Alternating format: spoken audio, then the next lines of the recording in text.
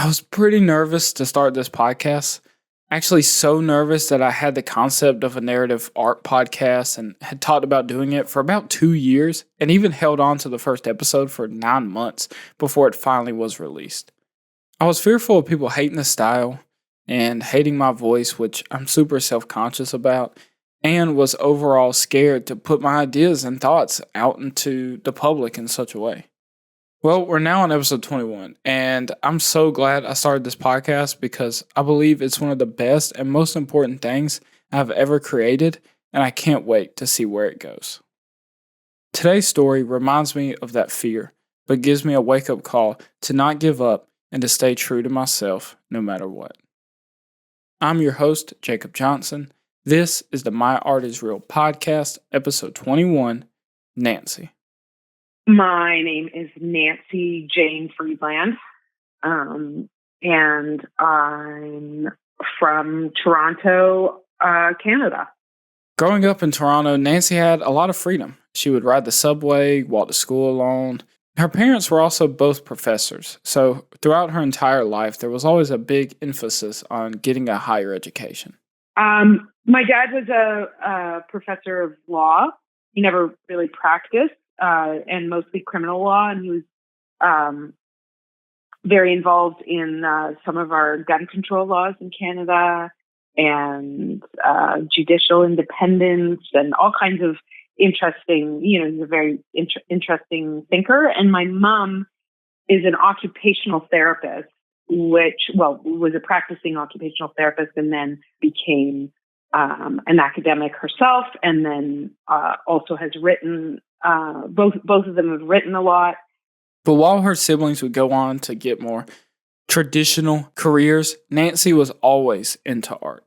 I liked art, but I didn't really think I was very good at it. All the way through high school, I always took art and loved it, but there was always someone sitting next to me that was a great draft person, in that they could see something and then, represent it realistically in a way that I just didn't have that skill at that point. And it wasn't, it was something that I knew I had an eye, but I never really thought about pursuing it.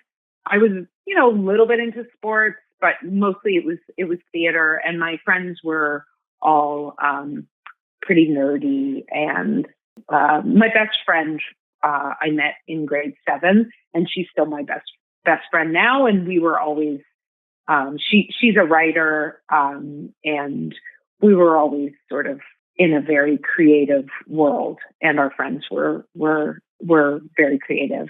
But in a family where there was a lot of focus on academics. I was really into drama in high school and did all kinds of theater stuff. She thought that acting was probably her calling, but quickly in the university realized that it just wasn't the case. Plays in high school, and I loved that. And I loved being on stage, and I loved getting a laugh, and it was I don't know what, I guess I just maybe realized that I was good in sort of the high school context, but what was, I didn't have much hope that there was something beyond that for me. And just that it's really hard work. And I think at the age of 18 or whenever I was auditioning, I just had no idea of how hard that would be. And so I let it go at that point. There seems to be this idea in the world that you're supposed to know what you want to be for the rest of your life the moment you turn 18. And that's insane. We spend most of our time before that just sitting in class and hanging out with friends and maybe doing a part-time job or something. But how are we supposed to know what we want to do for the rest of our lives? And the truth is, most people at that age really have no clue. A lot of people go to college, drop out. Others go to college, finish, get a nice degree, and then never end up using it. People will change their minds several times before something finally sticks, and that should be more accepted. And when Nancy was 18, she felt lost. She didn't know what exactly she was meant to do, but was going to use this freedom of her 20s to try and figure that out. I think I was pretty lost for a long time, honestly. I mean, I think my best friends were very creative. I think I thought that what you do is you kind of hang out in you keep going to school as long as you possibly can, and you figure it out there. That it's you know I really thought, because of the way I grew up with my parents, that school was kind of the only way to learn things, and that it was the safest way to learn things. So I just kind of and I was good at it too. I had a good academic brain, and I thought that was the way forward. So I just kind of hung around in that world as long as I could. Nancy was also lucky enough to be able to travel during this time all across Europe, and this helped broaden her worldview. Right after high school, I traveled with my best friend Keo, and she had finished her first year of university and she was studying art history, so she had planned out our whole trip based on works of art that she wanted to see in Europe, and also we studied. We spent a month studying Spanish in Spain, and so that was just the summer. And then in third year, went to Paris, and I lived in Paris for when I was studying French language mostly. Then I went from there. I went to Israel for that summer, and then came back, finished my undergraduate degree, and then went back to Israel for another year and kind of learned the language, thought maybe I would make a life there and go to art school there. I already knew at that point that I wanted to go to art school. And then I came home and kind of got stuck in Toronto. I think I was a bit depressed in my early 20s. Could you tell me how that trip was with your friend across Europe? How was it? Yeah, how was it? How did it make you feel? I mean, it's crazy to think. I think I was 17, 18, which is insane. It was like, we were backpacking. And when was this? I mean, what year was this? Do you remember? Okay, so I'm 52. I was born in 1971, so you do the math. 18 plus. It was a long time ago. Yeah, so it was like, you called home once a week and told your parents you were still alive, and you traveled with it was called a Eurail pass. I don't know if it's still. You traveled by train, and we stayed in hostels, and we were two young women, and my friend had a boyfriend and I didn't.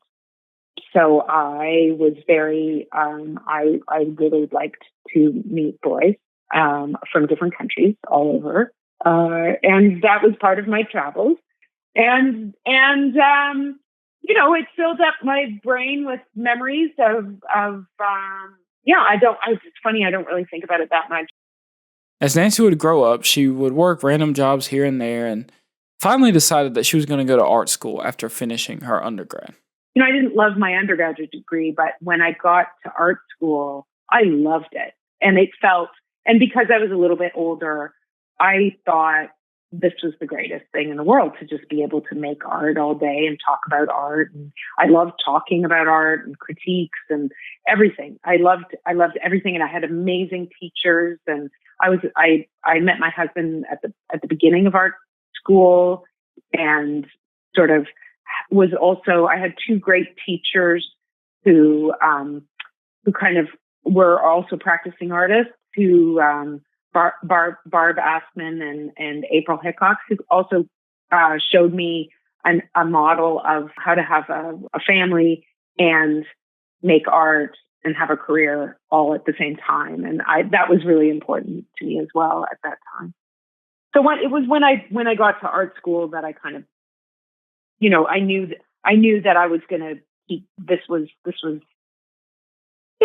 I didn't know exactly how this was all going to pan out, but I knew that I loved it.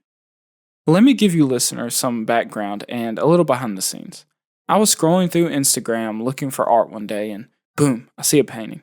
It was actually a set of paintings, each with a car, some of the cars driving by in a blur and others a view of taillights in a rainy day. I clicked on the profile and it was Nancy's page, and I scrolled and I knew I'd found something special. What I loved so much about the works was they felt familiar. They felt like my childhood, like the summer nights in the woods surrounding my house. It reminded me of those weekend days that feel endless and just burn deep into your memories. Now, you're probably asking, why is any of this important? Well, Nancy didn't start out as a painter, not even close. When she went to art school, she was focused on photography. I mean, I certainly thought when I was studying photography, initially I thought maybe I would work as a photographer, and I did try for a few shooting weddings or I took a number of I had a few clients here and there, but eventually I just I realized that what I really liked was thinking and talking about photography, not so much doing it. And I loved photographs, not so much making them. I mean, I liked art, and really what I was doing for the most part was what we used to call photo-based art. So I was using photography, not always my own, to explore ideas. She didn't like so much taking traditional photos, but more so working in a mixed medium with photography at the center.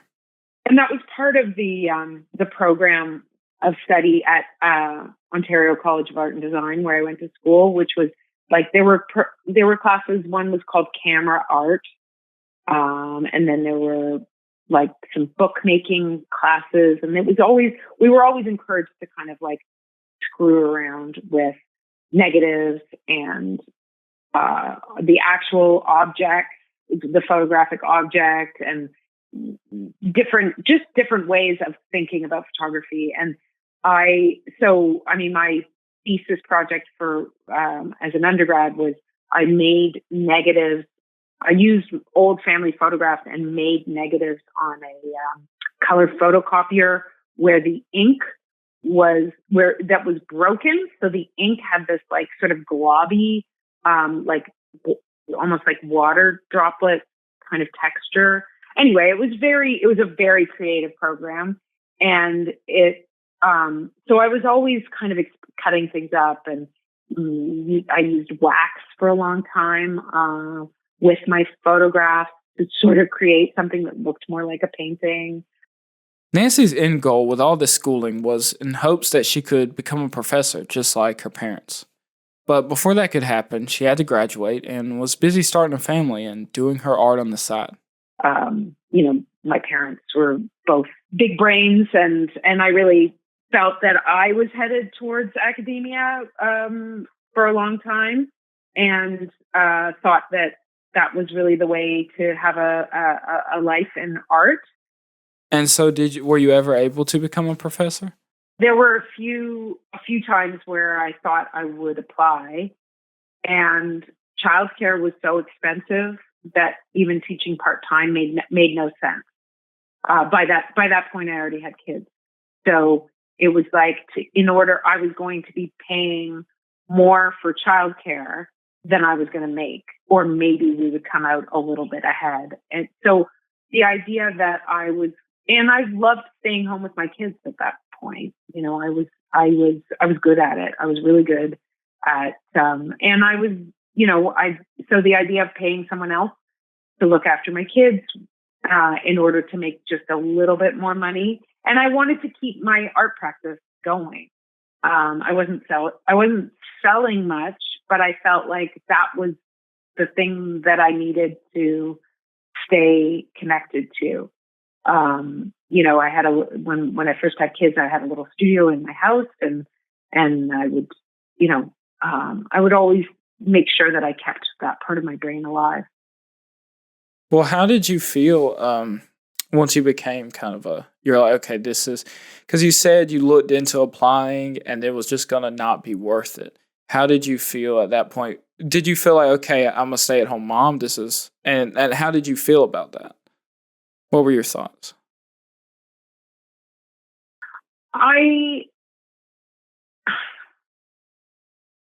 It's a tough question. I think I felt that it was valuable.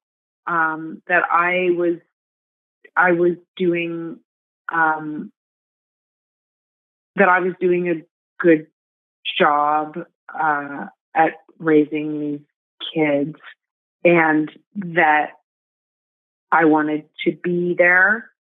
But I did have a lot of misgivings about not pursuing my career at that point. And but I had a model, which was my mom, who also has had an incredible career, and she stayed home for 13 years with us, and then went back to, it was a hard transition back to the working world. She just wrote a book about it, so it's very fresh in my mind. Um, but it was a very, I knew that there was a way to do it, that you could keep your brain, I knew it was valuable. I knew that I was lucky that my husband was making enough money that I didn't have to work, and I felt like it was a good place for me. And that I was lucky to be able to do it. And I knew it wouldn't last forever. And I was hoping, I didn't know that I would be able to come back to this, but I always kept, I kept it going. So I never felt that far away from, my art life. I don't know. Life is long. And hopefully you get an opportunity to do a bunch of different things, and your kids are only little for so long. So I'm glad that I was able to do that. All of this goes back to what I said about not knowing what you want to do for the rest of your life at 18. Nancy loved art and wanted to be a professor, but that's not what life had in mind for her. But she did do her best to enjoy every twist and turn that life had to offer. Often with creatives, we have this need to express ourselves in ways outside of words, and without our medium, we wouldn't feel whole. And for Nancy, that couldn't be more true. So she never gave up her art practice. She even had some exhibitions for her photography work. This went on for many years, slowly chipping away at her craft and doing some projects here and there. Then she had one exhibition that would change it all. I basically graduated from my MFA in Rochester, and then started a family. And so throughout those years, I would have a show every, I don't know, 2, 3, 4 years. And I was able to keep that part of my brain alive, it was good work. It wasn't, I still value that work. But the final show, which was in 2016, it was kind of like a culmination of everything that I had been thinking about in photography. Basically, it was a body of work that was it was really about my family. It was about my parents and my children, and this place, which I had photographed and painted my whole life. I had finished this body of work, which was called Constellations. And I had this great show in 2016. And it was the first time I had tried to express something that wasn't quite as, I don't know, clever. It wasn't clever or intellectual. There was a kind of earnestness. Like, I had let go of some of the smarty pants that I had done throughout the rest of my career. I wasn't worried about, I had stopped applying for grants, so I wasn't worried about how I would write about it, although I did write about it a little bit.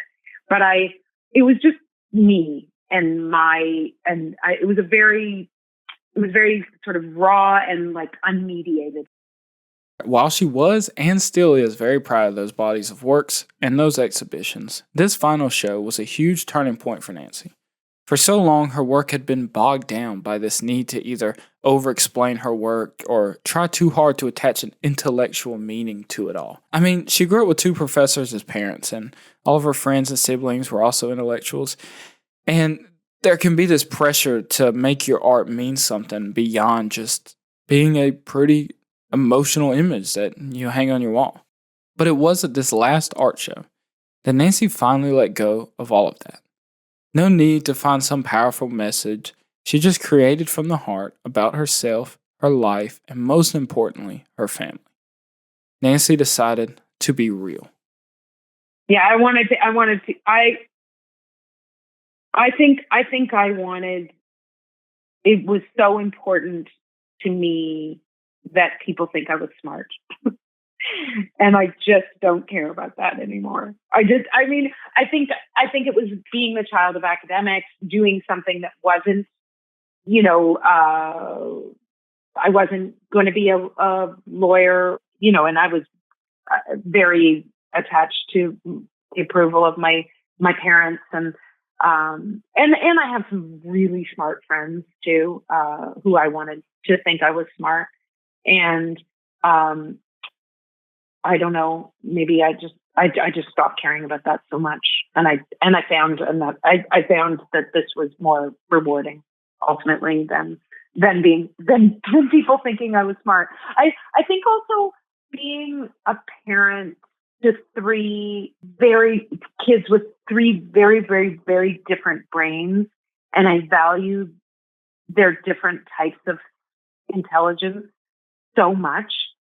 And I think that helped me to kind of understand that being an intellectual and an academic is just one way of being smart. I think that was really important. I think that being a parent definitely changed my thinking around some of those things too. I love that once you started just making art for, I guess, the joy of it, for what you wanted to make, that thing started, I guess, moving forward better. Yeah, 100%. I think that people know when you're being real, and they respond to it. And I don't know. I mean, I don't know, but I think that's something hard to do when you're younger. I think it's hard to feel safe doing that when you're younger. She's right. I mean, people can tell when you're being fake and when you're being real. I don't know if all of you know this, but that's kind of the whole reason for the name My Art is Real. It's about real people making honest art. For Nancy, this realization to be more honest in her work and more real was just what she needed. And while a younger version of her probably wishes it would have happened sooner, it happened for her later in life, which was probably when she needed it the most. After that show, she started to try and find what her next medium would be, as she felt she was done with the photography stuff.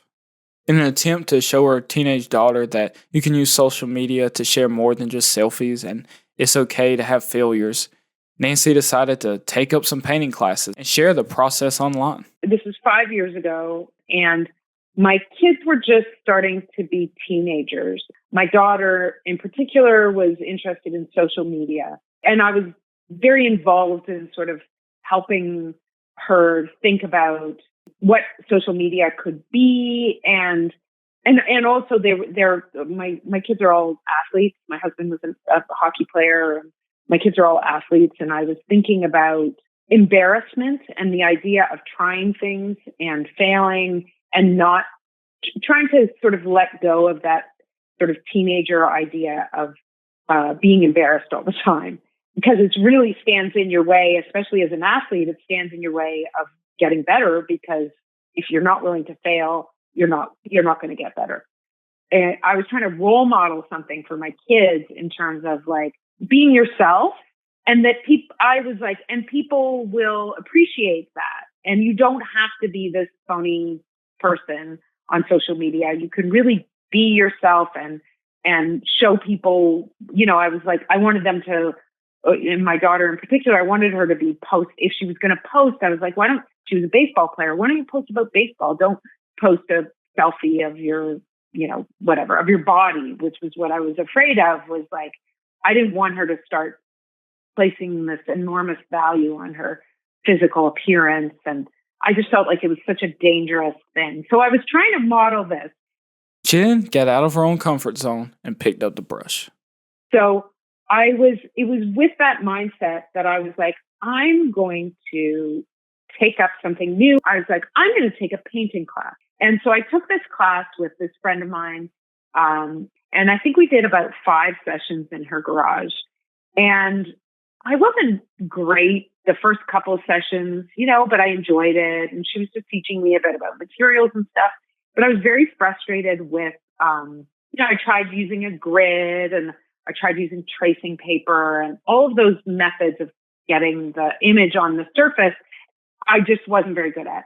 And then we discovered, or she showed me how to use my phone to project something. And I started using a projector. And once I discovered that, it was like this whole world opened up. I was no longer worried about translating this image onto this other surface. All I was doing was kind of thinking about light and color and shapes. And it was so freeing.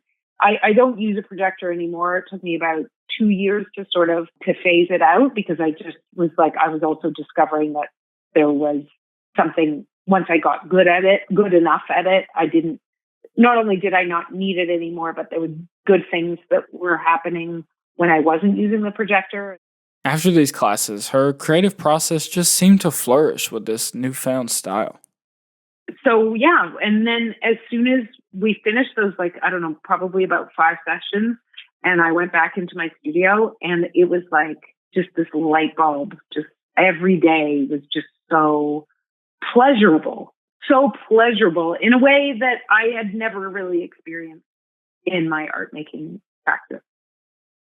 So that's kind of the story. That's how it started. And then, so my experiments to show my children how about failure was kind of a failure, because I was good at it. But not everything was amazing, but I definitely knew I had something right from the get-go. And how was it for you to make that transition from photography to painting? I mean, it's like you completely switched mediums. How did it feel to find this new medium to work in that you were good at? It was like discovering another, that dream that you have that's in your house, you discover that there's another room that you didn't know about. It was like that. Or my favorite analogy is I was a right-handed tennis player my whole life, and then suddenly I discovered that I was actually left-handed. And then I started playing with my left hand, and I was like, oh my gosh. Yeah. Which I'm neither a tennis player nor am I left-handed, but it was the whole process of discovering what I could, the ideas that I could express with paint was such a middle-aged gift. To have something like that happen at that stage of life, as you are moving into I don't know, my kids don't need me in the same way anymore. And photography was kind of I just had run out of ideas to explore with photography, or I felt I had run out of ideas, and I was very bored with the surface. And then to discover what I could do with paint, and still using exploring those same ideas, but doing it with paint, it was such a joy. It was such a joy. Life is only so long, and if you spend your days pretending to be someone you're not, it will pass you by without you even noticing. We all have fears, even myself, with putting out this podcast, but at the end of the day, you have to at least try if you ever want to see what could be. Since turning to paint, Nancy's Instagram has amassed over 17,000 followers, and she's shown her works in several galleries and done exhibitions and art fairs, and tells me the process of her work in the studio feels like never before, as she's free to let her mind wander and focus more on her creative energy. Thank you for listening to yet another episode of the Myers Show podcast. It means the world to me, and please share the podcast with someone you think would enjoy it as well. And don't forget to go rate and review it on whatever platform you listen to podcasts. It really will help me out. My name is Jacob, and I will see you in the next one.